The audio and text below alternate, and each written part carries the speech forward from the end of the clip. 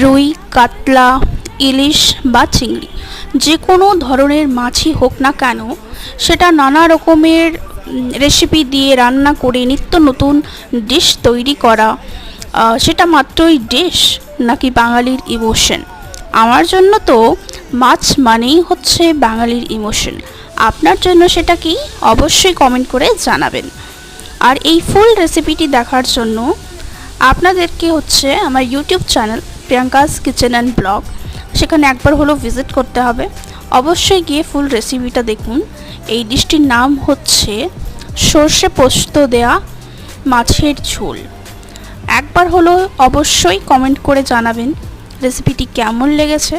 যদি ভালো লেগে থাকে তাহলে চ্যানেলটিকে সাবস্ক্রাইব করার অনুরোধ রইল। আবারও দেখা হবে নিত্য নতুন ব্লগের সাথে। ততক্ষণ অবধি সুস্থ থাকুন, ভালো থাকুন সবাই।